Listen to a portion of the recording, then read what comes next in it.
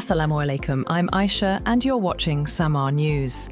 Here are today's headlines. The Israeli military has reported that Raed Saeed, a key figure behind the 7th October 2023 attacks on Israel, has been targeted in a strike on a car in Gaza City. Israeli Prime Minister Benjamin Netanyahu and Defense Minister Israel Katz said the strike was in response to a Hamas attack earlier in the day, which injured 2 Israeli soldiers. Gaza health authorities say the strike killed 5 people and wounded at least 25 others. There has been no immediate confirmation from Hamas or local medics that Saeed was among the dead.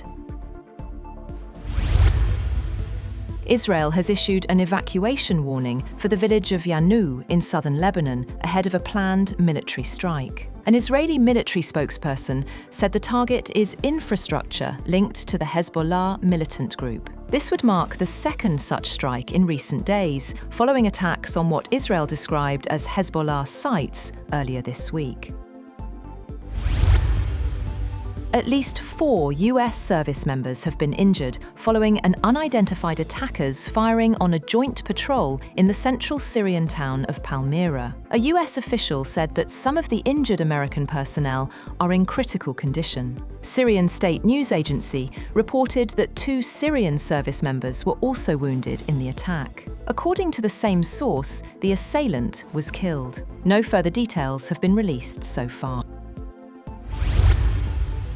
Turkish President Tayyip Erdogan says peace between Russia and Ukraine may be within reach, following talks with Russian President Vladimir Putin. Speaking after the meeting, Erdogan said he hopes to discuss a potential peace plan with the US President Donald Trump, adding that peace is not far away. Erdogan met Putin in Turkmenistan, where both leaders reviewed what Ankara described as comprehensive efforts to bring the war in Ukraine to an end, with Turkey reaffirming its readiness to support any peace initiative. Germany will host US and Ukrainian delegations over the weekend for talks on a ceasefire in Ukraine, ahead of a summit with European leaders and President Volodymyr Zelensky in Berlin on Monday. A US official said overnight that President Donald Trump's envoy, Steve Witkoff, and son-in-law Jared Kushner are travelling to Germany for talks involving Ukrainians and Europeans. The choice to send Witkoff appears to be a signal that Washington sees a chance of progress.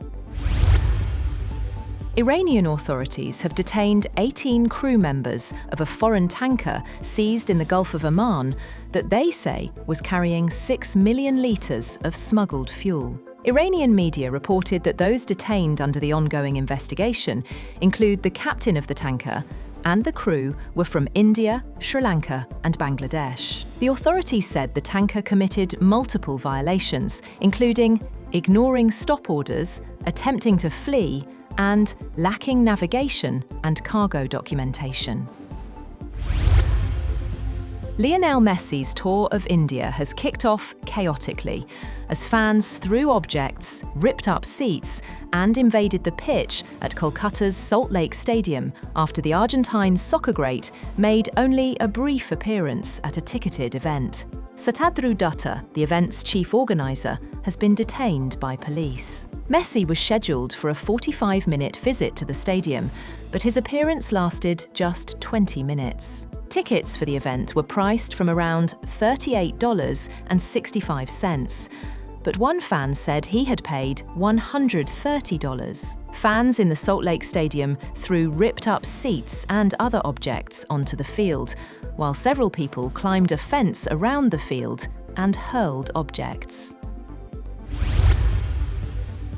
California and 19 other US states have filed a lawsuit seeking to block President Donald Trump's $100,000 fee on new H-1B visas for highly skilled foreign workers. The lawsuit in federal court in Boston is at least the third to challenge the fee announced by Trump in September, which dramatically raises the cost of obtaining H-1B visas.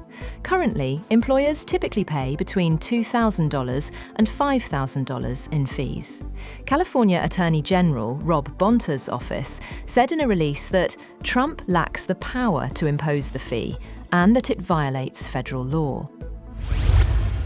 The European Union has agreed to indefinitely freeze Russian central bank assets held in Europe, removing a big obstacle to using the cash to help Ukraine defend itself against Russia. The EU wants to keep Ukraine financed and fighting, as it sees Russia's invasion as a threat to its own security. To do so, EU states aim to put to work some of the Russian sovereign assets they immobilized after Moscow's 2022 invasion of Ukraine.